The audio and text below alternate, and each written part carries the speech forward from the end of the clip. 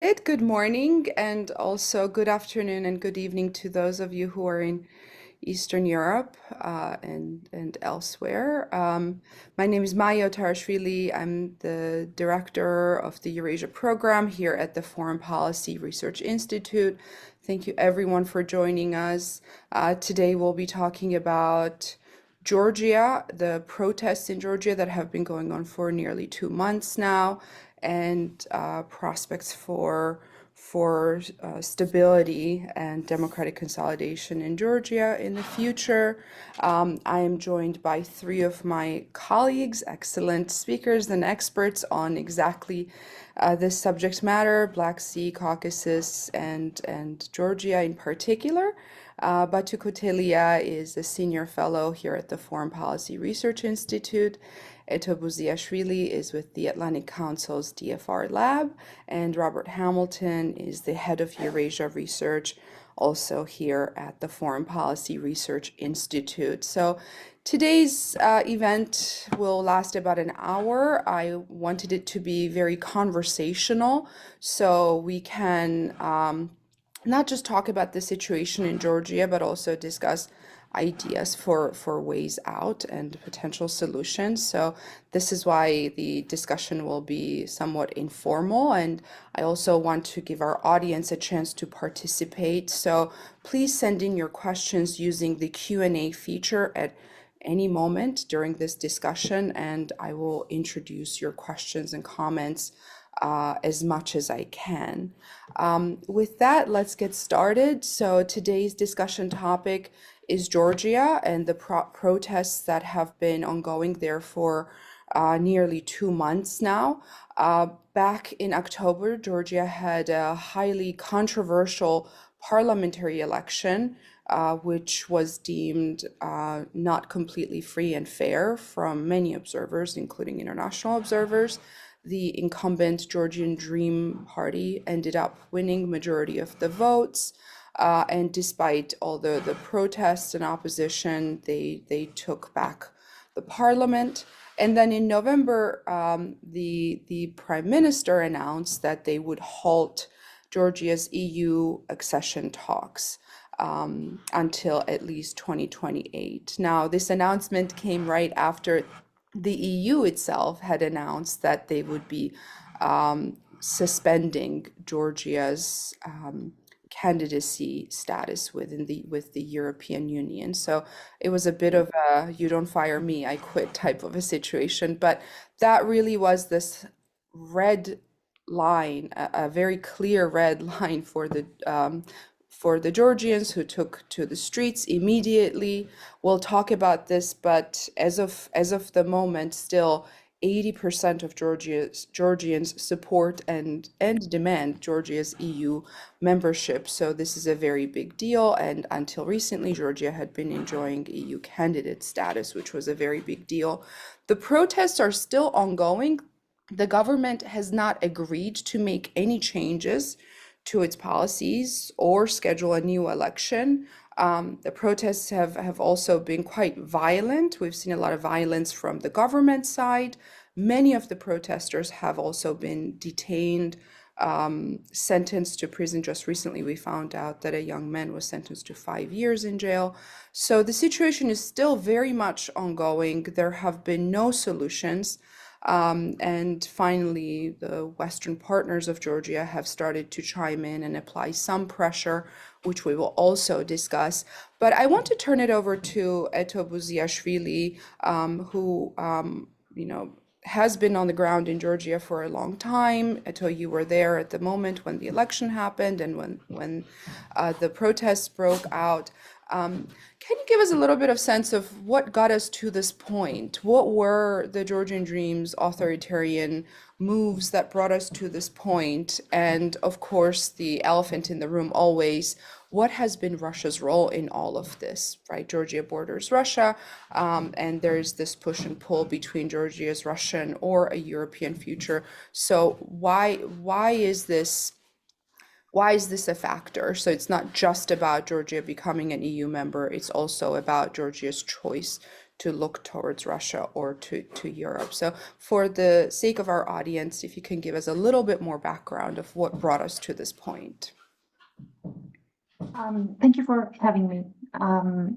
We are witnessing two concurrent processes unfolding in Georgia right now, and both are working toward the same objective, anchoring the country firmly within the Kremlin orbit and aligning it with authoritarian kleptocratic international bloc. These processes have two dimensions: external dimension and internal dimension.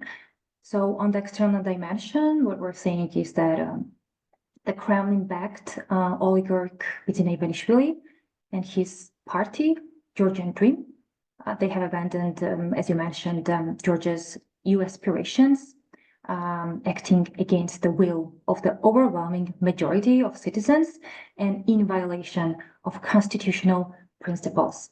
In addition, Georgian Dream has essentially declared the war on the West, while moving closer to Russia and its international club.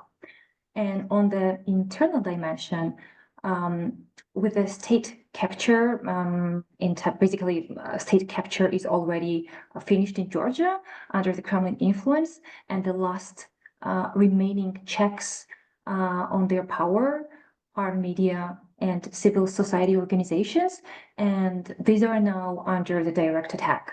So Georgian Dream's objective is basically to eliminate these last standing checks, mirroring repressions seen in Russia and Belarus. As you mentioned, the protests are happening for already 2 months, and they are happening in they are not stopping, and they are happening in winter condition. One of the major things to highlight is that the protests are not limited to capital Tbilisi. They are taking place all across the country, and various professional groups such as artists, IT professionals, educators, etc. They are organizing their own demonstrations. In addition, resistance has also taken diverse forms, such as public servants, for example, signing letters of dissent, to ambassadors resigning. And one of the significant developments we should highlight here is that the business sector is in, and it's the first time when we're seeing that thousands of businesses are joining this nationwide protest for the first time. But of course, these protests have kind of accumulated what Georgians have been angry about for many years. When Georgian Dream came to power, it was less visible to many Georgians that they are kind of a proxy of the Kremlin regime, because they have been camouflaging themselves as pro-democracy, pro-EU party. Because if a political party says in Georgia openly that they are pro-Russian, of course, they will not have the popular support. So that's why all the Georgian Dream's election campaigns have been promising Georgians that the promised land of EU and continuation of Euro-Atlantic aspirations. Even this latest election, when Georgian Dream has been openly attacking the West, we have seen the banners of the Georgian Dream electoral campaign featuring EU flags. These years have been marked with sharp decline of democracy and human rights in Georgia. We have seen the attacks on media, on civil society, but the shift that was happening for many years, starting from 2012, happened sharply following Russia's reinvasion of Ukraine in 2022, when Georgian Dream basically revealed for everyone that they are Russia's proxy in Georgia.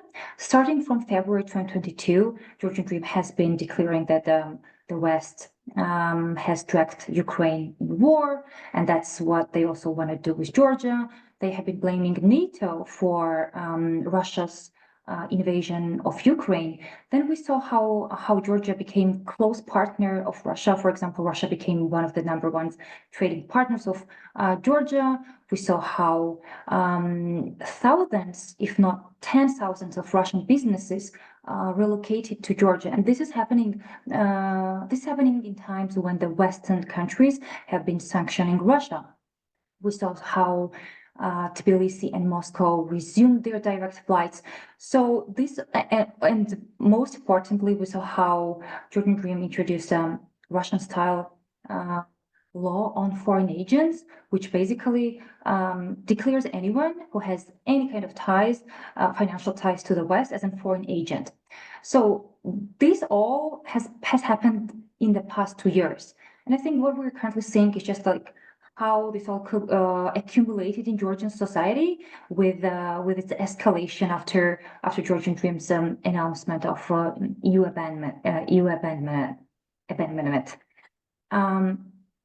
To just quickly go back to the protests, as you mentioned, the protests have been brutally dispersed.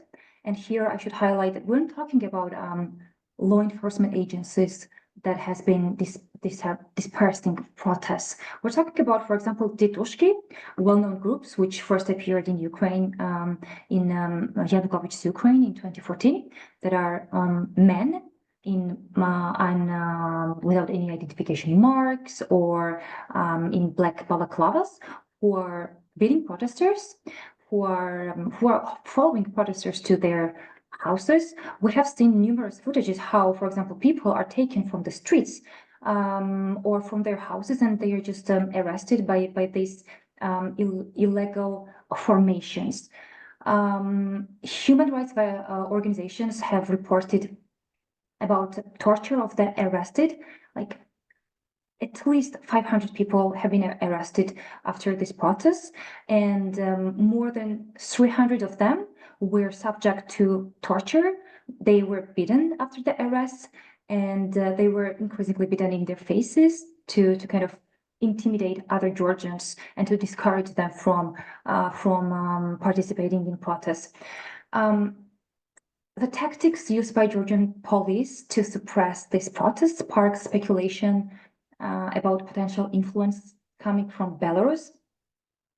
Georgian and Belarus media outlets have produced articles revealing striking similarities between the methods used by Georgian law enforcement and those employed during 2020-21 Belarus protests. Like the tactics, for example, included targeting protesters with visible symbols, using masked officers like Titushki, employing beating corridors and beating minivans, as well as humiliation methods. While no definitive proof exists of Belarus' involvement in this dispersal of protests, there are long-standing security agreements between Georgian State Security Service and Belarus KGB, and a big part of these agreements are not transparent, fueling further the speculation of kind of copy-pasting tactics from Belarus KGB. As for the information space, the Georgian Dream, of course, heavily relies on their propaganda and disinformation efforts. They have declared the West as a power who, as I mentioned, wants to drag Georgia into war, claiming that the Georgian Dream is the only power that can save Georgia from the West and from the war.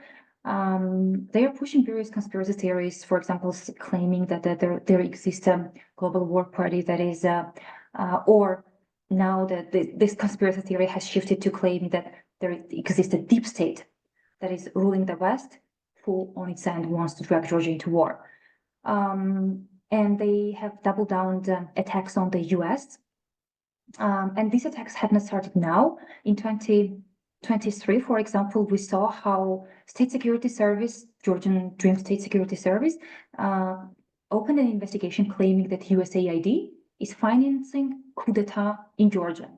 And there were many more narratives accusing the US of attempting to organize a revolution in Georgia. And this perfectly leads to the point on Russian interference in what is happening in Georgia right now. Of course, Russian influence and interference in Georgia is nothing new. we have been observing various hybrid operations happening in Georgia, starting from military intervention, continued to other styles of operations. What was new during parliamentary election was that, for example, SFR, Russia's foreign intelligence service, openly claimed that there will be U.S. Attempt to overthrow the government, and they were ready to help Georgians.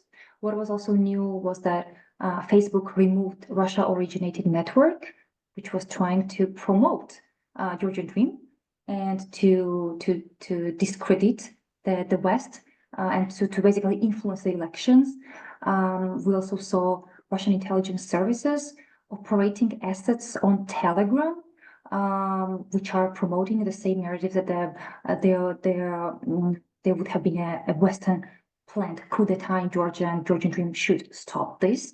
So we are basically seeing the very evident Russian interference tactics, not only in the parliamentary elections, but they're continuing till now. And last but not least, we had one of the latest report, which is kind of a new in nature, which revealed how Georgian Dream introduced fake international observers, which means that bringing people to Georgia who doesn't have any methodology or legitimacy, and they have been acting as an independent international observers, basically trying to legitimize these elections. And some of these international observers who were coming from Germany or France and who are affiliated with AfD, German far-right party, or other right parties, they have been justifying elections before in Russia.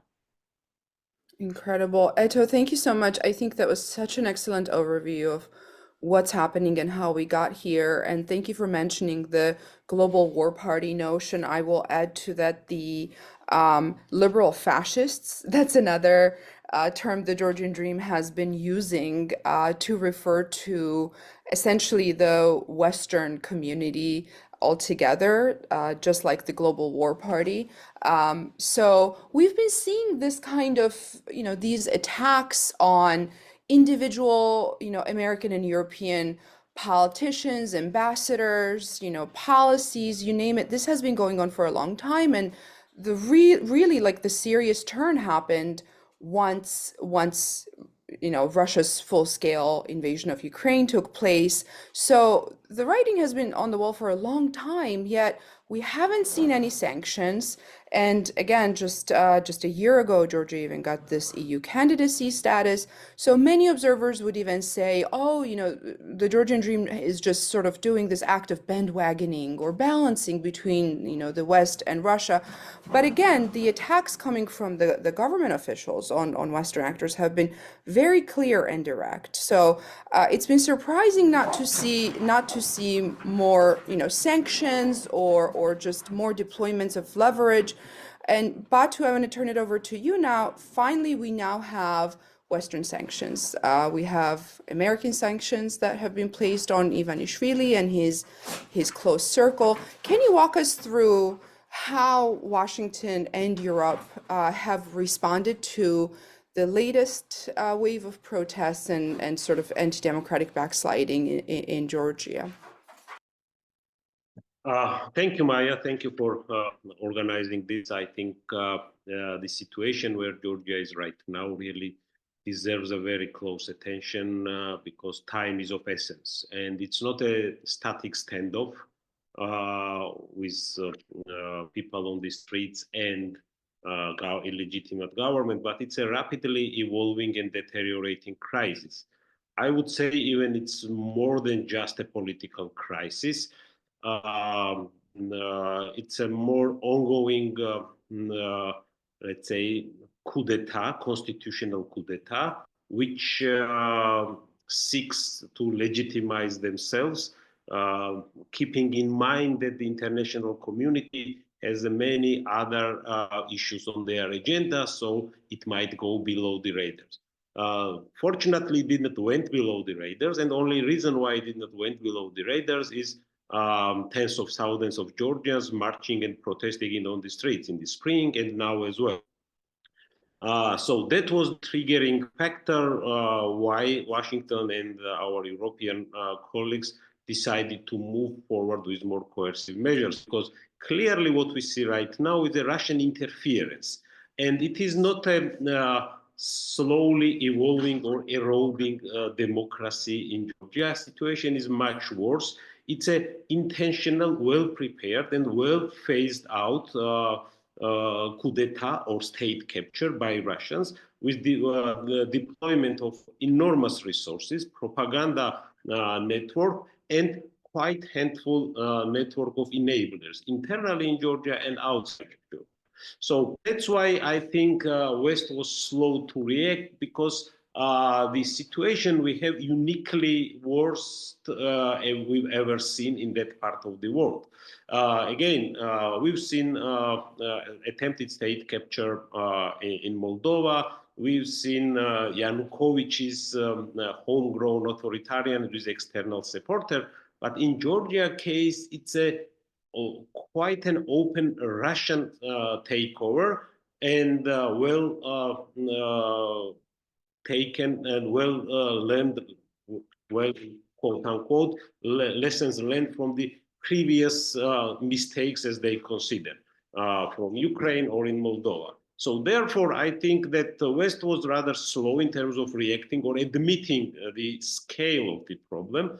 And again, the importance of reacting on Georgian issue and Georgian state capture properly is important, because Russia, we've seen in the last 2 decades, Russia is modeling some of their hybrid operations in Georgia, and then they are replicating it elsewhere.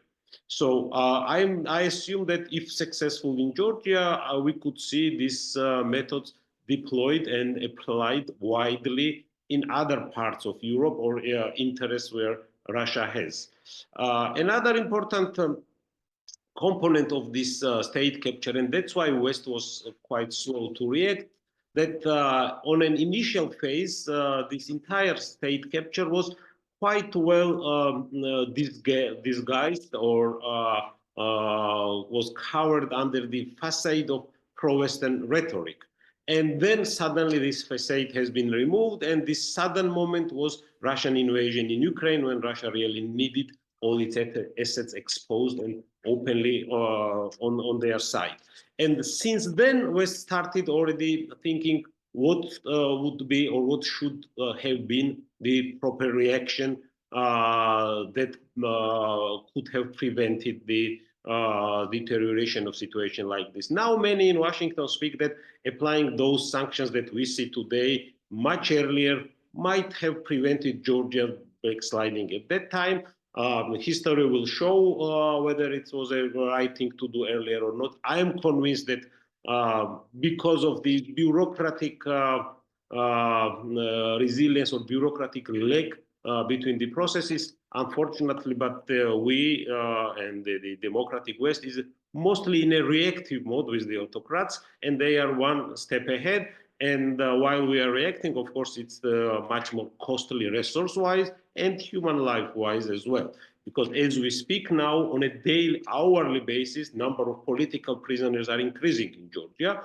And that has been a typical Russian signature of coercing protests to subdue them eventually. And that's their hope. And even they don't hide it. We hear the propaganda heads speaking that after the new year or after the 20th of January, when Trump will be in the office, this protest will wind down and everything will be back to normal.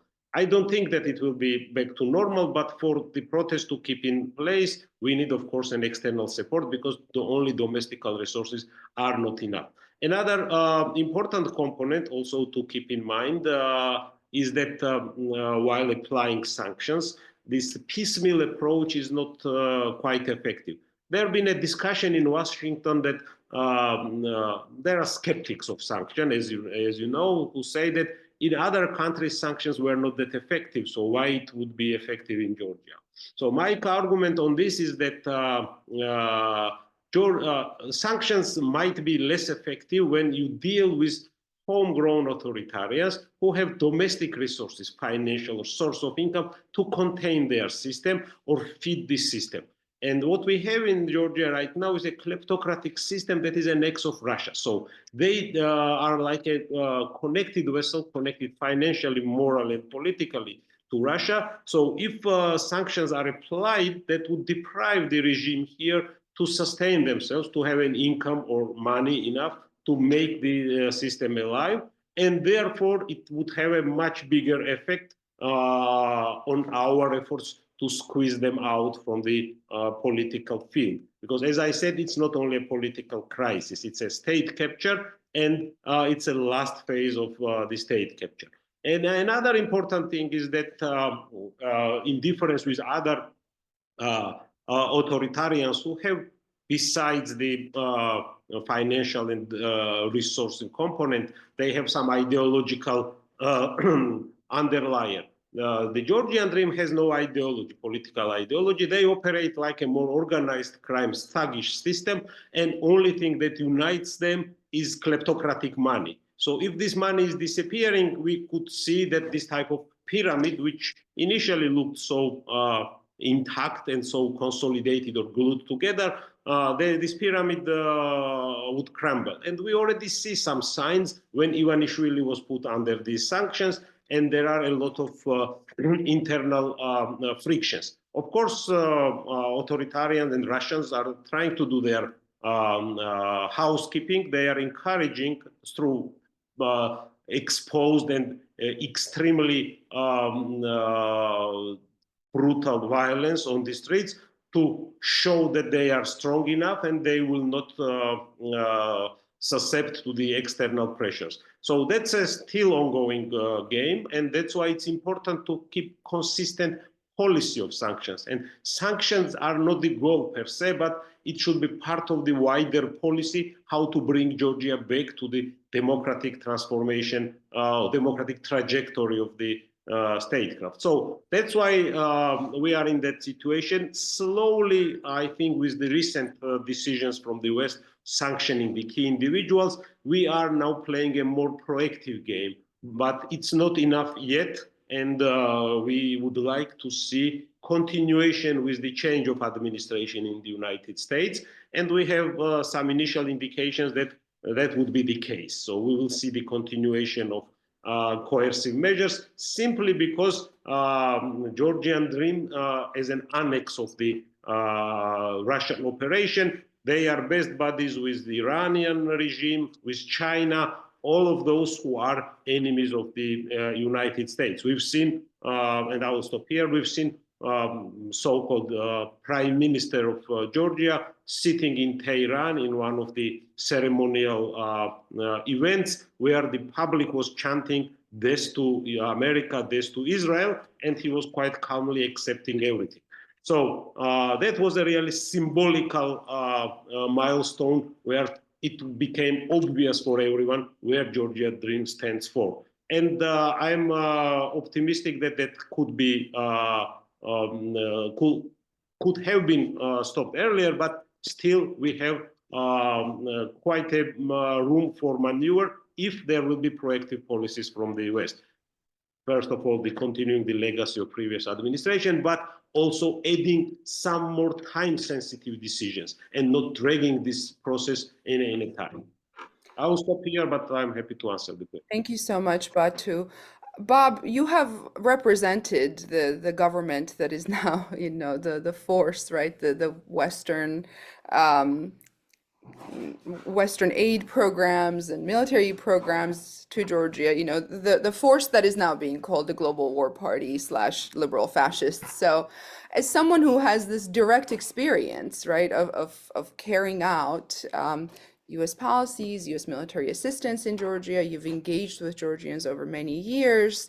I want to ask you, what leverage does the US have against the Georgian Dream government? What are the things that the United States can do to moderate this autocratic backsliding, and what do you think could have been done differently in the past? What were some of those major moments where we should have done things differently? And to add to that, Georgians are celebrating the inauguration. So what do you think the Trump administration will do? How will they engage with Georgia? I apologize for my dogs barking. Yeah, thank you, Maya, and thanks for inviting me to this panel. It's great to be here with you and Eto and Batu. So, yeah, first of all, I completely agree with Batu's characterization of the West as slow to react. In fact, that may be too generous. We were at a minimum slow to react. You might argue that we actually enabled this authoritarian, anti-Western turn by Georgian Dream by failing to do anything after it was clear what this government was, what it believed, and where it was headed. So my Georgian friends all became aware earlier, much earlier, years earlier than I did, what this government was really about. For me, sort of the epiphany or the transformation in the way I looked at the Georgian Dream government was the June 2019 Gavrilov night events and the violent crackdown on what were peaceful protests.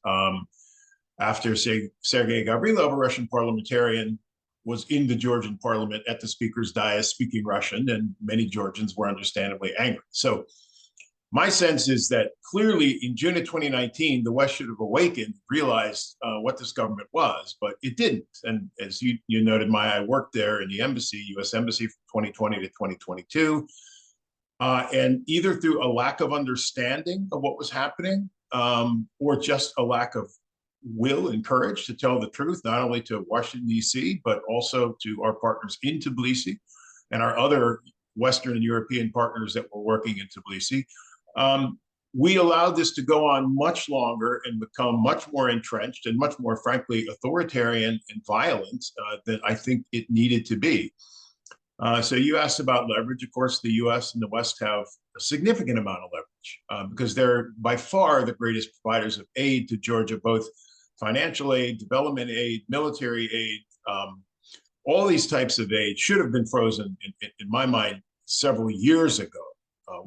Not last year. It was clear several years ago when the government backed out of the agreement with the opposition, the 2021 agreement that the EU and US embassies worked really hard to broker. When the government had sanctioned violence against media, sanctioned violence against the Pride events in July of 2021, became increasingly authoritarian through the passage of the Foreign Agents Law, the LGBT propaganda law. All these things were really clear signs that this government was moving away from its professed desire for Euro-Atlantic integration, and whether actively or passively was moving toward a condominium with Russia. Right? I mean, we've talked before. Even if the Georgian government is not reaching out directly to Russia and holding the West at arm's length directly, the messages it's sending through the laws it's passing, through the things it's saying, are designed to send signals to Moscow, essentially that we see the world the way you do, and you don't have to worry about the South Caucasus. You don't have to worry about Georgia, although formally we're still in line for NATO and EU accession. Our real instincts and our real interests lie more aligned with yours and the Kremlin. Like that was sort of the narrative that the Georgian government was very, I would say, until the full-scale invasion of Ukraine, they were able to send those messages and sort of propagate that narrative in subtle ways that people in the West weren't really even picking up on. Again, my argument is we should have been picking up on it in the U.S. Embassy, and there were those who were. I was at a meeting in March of 2021 where one of my colleagues said, this is an authoritarian state capture. This is what it looks like. So this is almost 4 years ago. So we were aware, but we didn't, frankly, take the steps that we needed to take then, and we allowed this to go on much longer than it has. And now we're in a position where if Georgia does matter to the U.S. and to the West, as we say it does, And if we are willing to take actions to impose costs on the Georgian government and actions that support the will of 80% of the Georgian people, as expressed consistently in survey after survey for Euro-Atlantic integration, 70 to 80% have said over decades that they believe that their future lies in the EU and in NATO. And if we're willing to take steps that support those desires, it's going to be more costly now because we waited this long. Thank you so much, Bob. I think another question here is, the Georgians are demanding a redo of the election, right? So they want a new election. The election that took place in October, yes, it was not free or fair, but we have to admit there was a factor here that there were so many different opposition candidates, different opposition parties, and not any clear leadership. A lot of these protests that have been happening over the years, we keep seeing that the protesters don't really have favorite politicians. There seems to be just general political apathy. It's not just that they don't want Georgian Dream, they don't have very clear alternatives. I have not noticed that picture change. We actually have an audience question about this as well. Isn't it the case that, there are not really strong, viable opposition candidates? My fear has been all along that if there were to be an election tomorrow in Georgia, I don't know that the results would be that much more different from what we saw in October. So I want to turn it over to Eto and then Batu. Can you explain to us a little bit more the opposition dynamics? How can there be a way forward if there are not very many, popular opposition candidates? Or is this a true moment for Georgia to have that European style pluralism in parliament where you have multiple parties, nowhere really has a majority, and they are forced to compromise, coalition build, so on and so forth. So, Eto, I'll start with you. If the elections are held by Central Election Commission run by Georgian Dream, of course, the results will be same because they are controlled by Georgian Dream.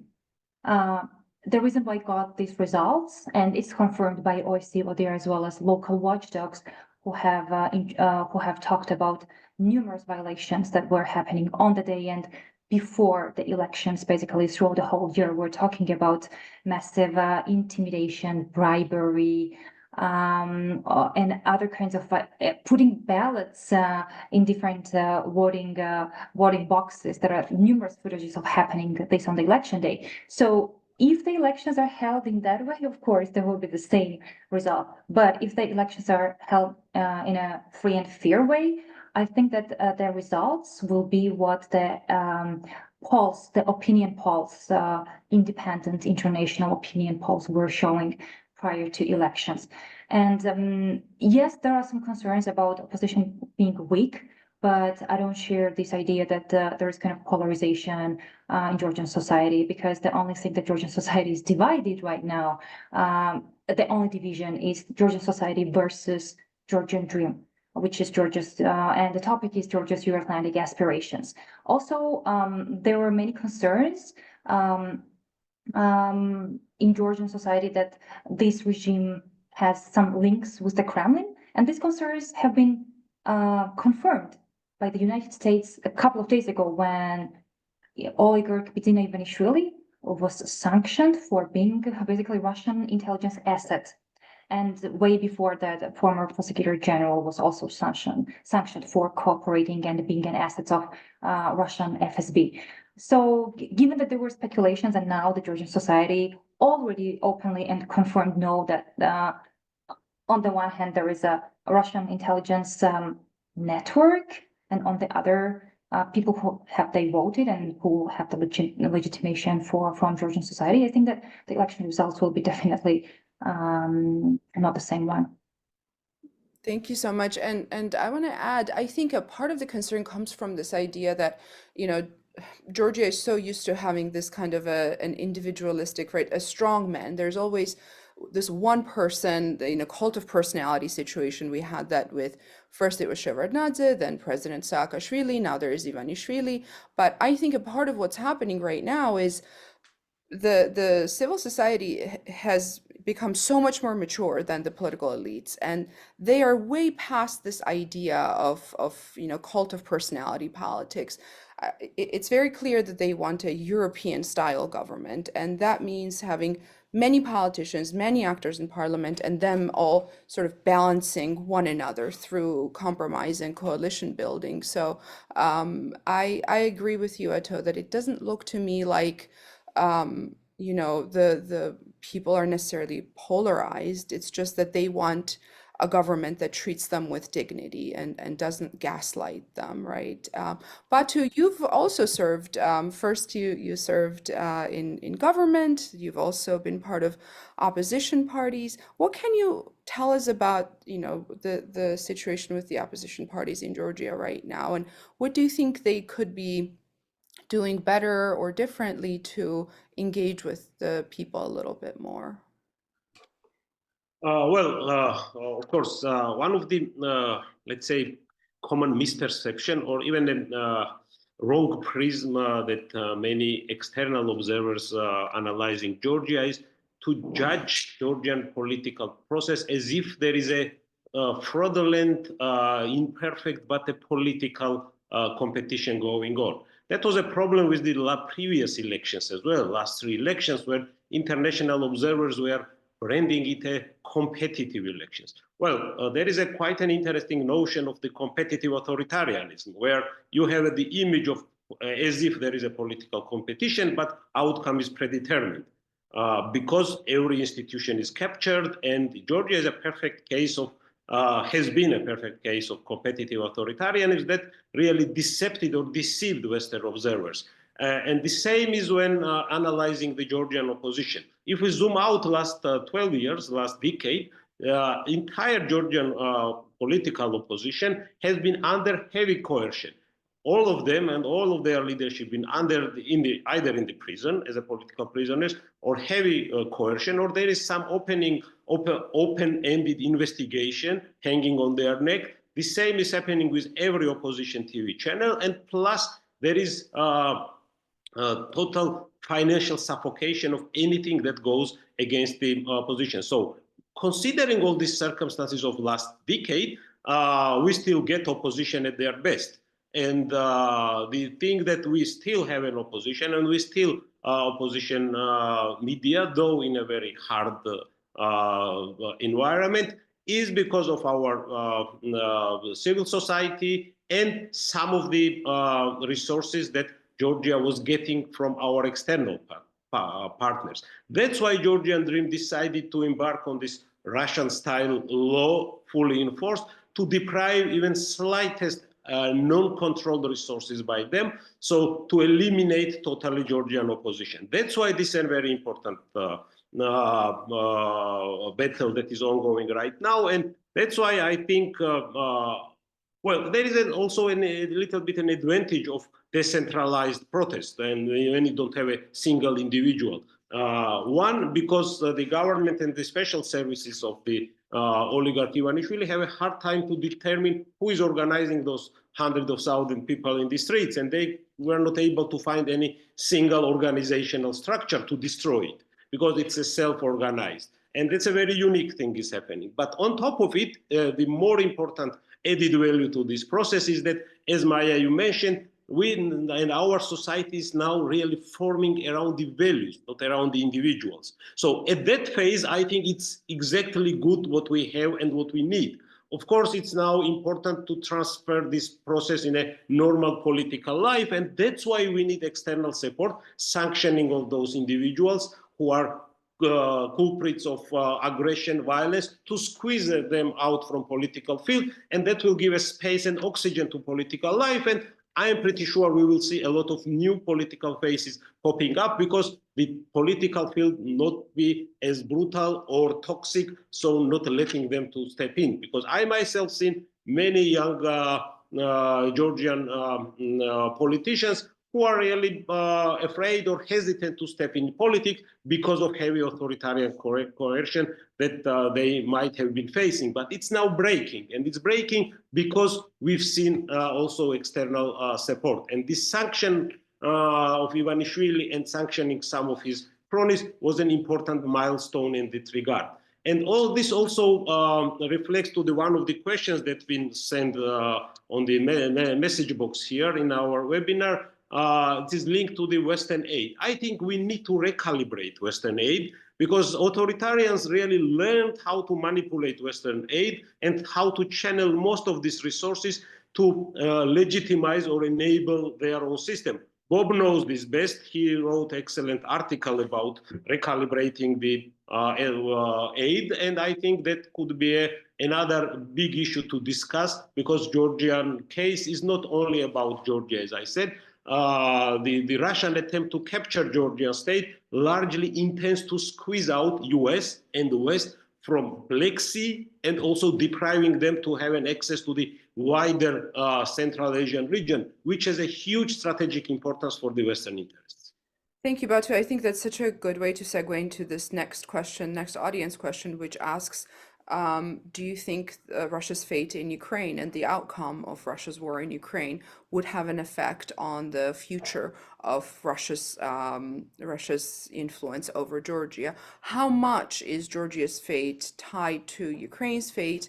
And then, more broadly, why does Georgia matter to the United States? What role does Georgia have in this whole puzzle of U.S.-Russia relations? So, Bob, go ahead.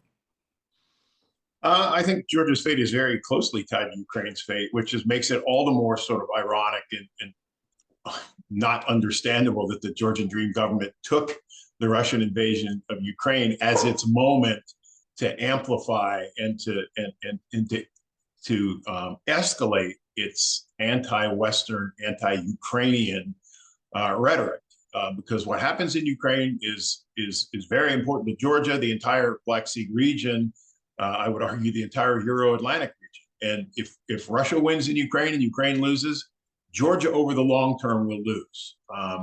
The Georgian people will lose very clearly and directly in the short term, but even the Georgian Dream government, which is trying to position itself as a sort of right-wing populist government aligned with the Putin, Erdogan, Orban, Fico, all these other governments in the region, it's trying to position itself ideologically aligned with them.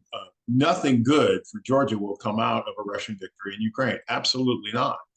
And so again, it just makes it all the more ironic and ununderstandable that this government has chosen the war in Ukraine to put a stake in the ground and essentially say, we're on the Russian side of this thing. And this may sound cynical, but my sense is that one of the reasons the Georgian Dream government has so much animosity for the Ukrainian government is a handful of UNM politicians, to include Saakashvili before he came back to Georgia and was arrested, but a handful of UNM politicians found jobs in the Ukrainian government. And so this is personal at some level for Ivanishvili and the Georgian Dream government. Thank you, Bob. I have another question about the protests themselves, so I want to turn this one over to Eto. How have the protesters been organizing themselves? What tools have they been using?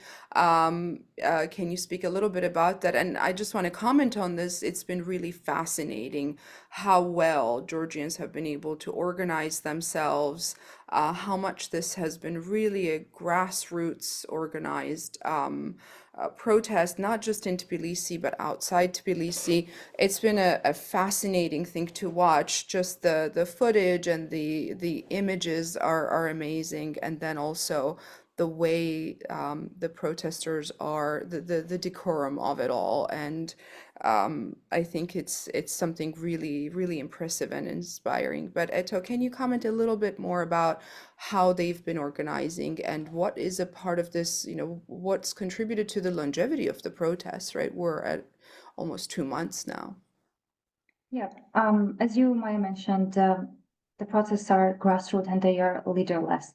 And the majority of the organization are done just by ordinary Georgians who are posting on Facebook. So Facebook is like #1 platform where some calls, let's for example, gather the IT professionals and or let's art people, let's go out to the street and protest. This is like how there are no specific tools, there are no other specific platforms that were created especially for these protests. It's just Facebook where Georgians have been and are active, and that's why, because Facebook is the most popular platform in Georgia, and because the protests are organized on Facebook, it's the target of the Georgian Dream.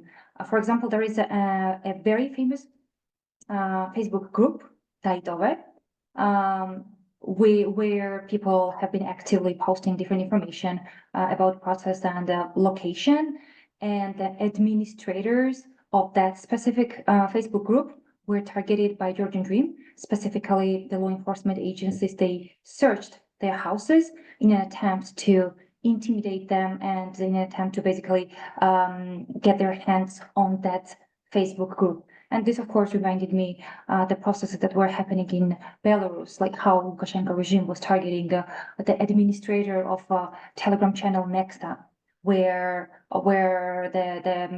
was the major platform of covering information about protests. And another development that reminded me of this Belarus case was like yesterday, was when one of the Georgian Dream representatives, Mamu Kamdinaradze, she said that she said about one of the illegally detained person that if they come out and if they admit their wrongful decision to join protests, they might be pardoned.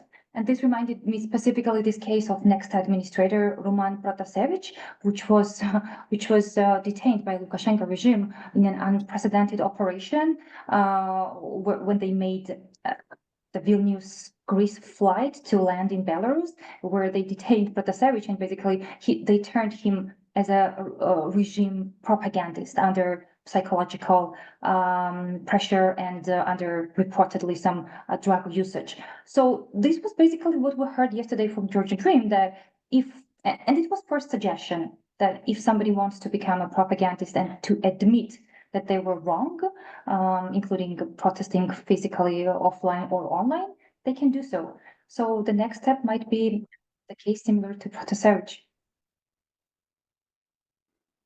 Yeah, and I think it's really interesting how, despite all this pressure and all the influence operations, right, Georgian society has proven to be somewhat of an outlier in the region because they don't follow these trends of falling for Russian influence operations. Again, we mentioned this whole 80% approval rating for EU membership, which is in such contrast with a place like Moldova, for example, where they recently had a parliamentary or presidential election and a referendum for people to vote whether they wanted to join Europe or not, and it was a really close call, right? Again, the society is really split. Or right now, we're looking at Romania, where they've been so susceptible to Russian disinformation and information operations that a far-right candidate out of nowhere came out and is likely to win the presidential election in May. So the Georgian society has not been susceptible to this kind of influence from Russia, despite all the attempts. But what we are seeing is that government capture is plenty and just enough, right? So if you have a government that is beholden to Moscow, that's enough to manipulate even the most pro-European and pro-Western and pro-democratic societies. I want to add, like, one of the main talking points for fear-mongering in Georgia has been, do you want a war? Do you want the West to come in and open up a second front in Georgia, just like they've done in Ukraine? And even this fear of a war, which is a daily reality in Georgia, even this fear of a war with Russia has not stopped the people to demand a pro-European path for Georgia. The reason why I'm making this comment is because we have a question, an audience question that asks, the GD talking point on Ukraine is, did the West help Georgia when Russia invaded in 2008? So it's not just that talking point, it's also, look at what's happening to Ukraine. Is that what you want for Georgia too? But Batu, why is this talking point completely invalid? Did the West help Georgia when Russia invaded in 2008? Thank you, Maya, and thank who asked this question. It's my favorite topic to talk. We discussed many times it with Bob. Bob extensively researched this issue as well, so it would be interesting to hear his opinion. And not only West didn't abandon Georgia, just the opposite. I think even in 2008, considering the bigger context of affairs on the international arena in 2007, when Putin's openly announced aggressive revision was only 1 year old. He did it in 2007 at the Munich Security Conference. And there was a lot of naivety and negligence in the West and the Europeans and United States as well. So it was a first shocking, obvious attempt forcefully changing the borders or basic rules of the international rules-based international order by Russia. But still, to the credit of the US administration at that time, reaction was prompt and decisive. You remember President Bush at the time had a press conference in the Rose Garden with State Secretary and Defense Secretary ordering US ships to sail in the Black Sea, in the Georgian ports, to deliver humanitarian cargo. Also, under the presidential order, US planes from Iraq brought Georgian troops who were serving with American counterparts in international mission there. So it was a very prompt decision. Frankly saying, we have not seen that type of decisive reaction initially on the Russian invasion in Ukraine, neither in 2014 and nor even 2022, like conceptually sending the military ships. But that decision at that time really saved Georgia from further Russian aggression or Russian troops moving forward and fulfilling their bigger goal, because Russia's goal was not to have only those two territories occupied, but to make Georgian government collapse, running away and making dysfunctional Georgian state. That proved to be true analysis, because there was also discussion what was the real goal of Russia at that time when Russia invaded in Ukraine in 2022, where they attempted to do the same, to make Ukrainian government, Zelensky government, to flee the country and Ukraine as a state collapsing in 3 days. It did not happen.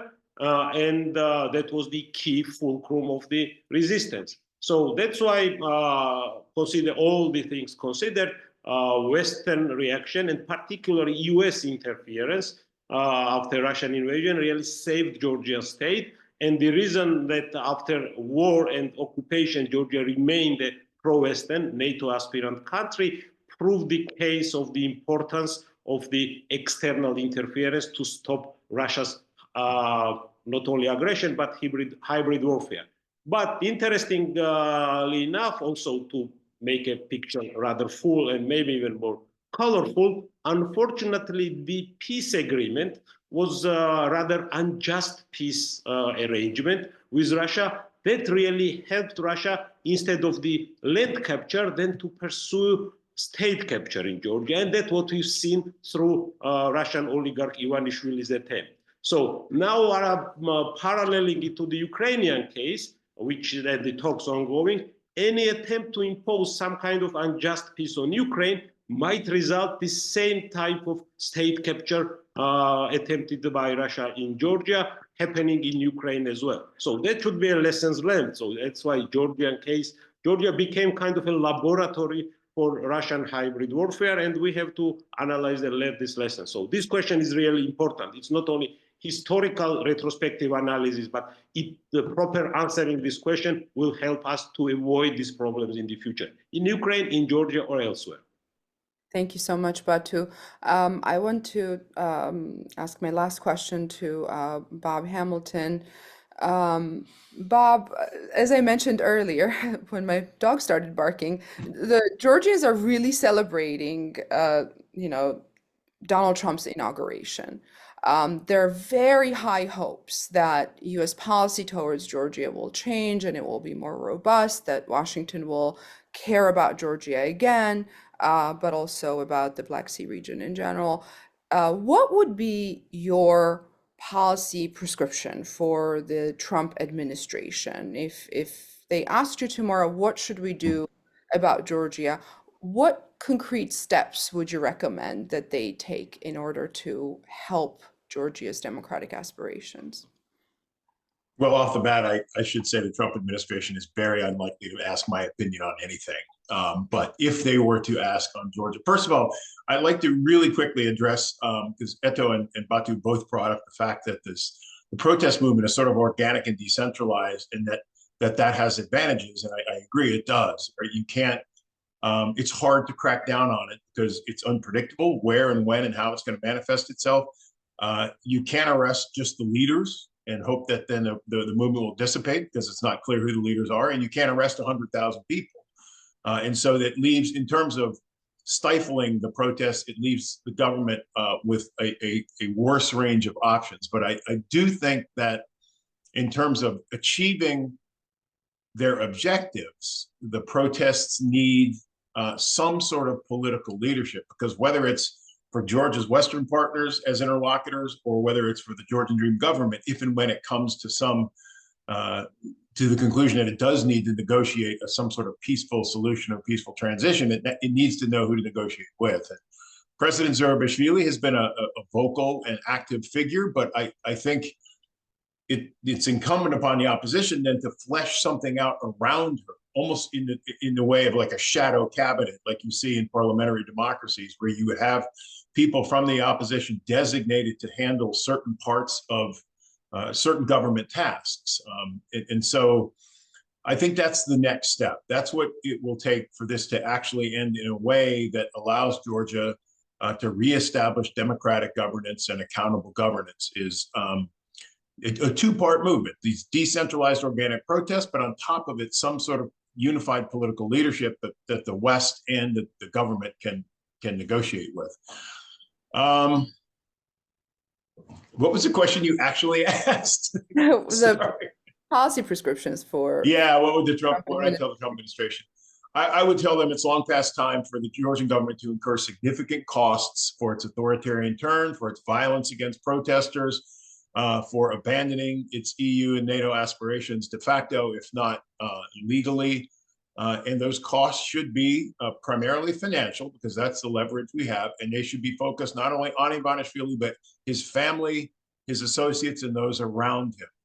Take away their ability to travel to the West, take away their ability to represent the Georgian government formally and officially in its as an interlocutor with its Western partners, and turn up the financial pressure. I mean, we know where their assets are, and many of them are in the West. And so I think we need to find ways to turn up the pressure to increase the costs for their authoritarian and frankly violent behavior against their own population. Thank you very much. Unfortunately, we're out of time for the moment being, but the conversation continues on fpri.org, and we will hold many more events and discussions around this topic. Batu Kutelia, Eto Buziashvili, Robert Hamilton, thank you so much for joining me today, and have a great rest of your day. Thank you, Maya. Thank you.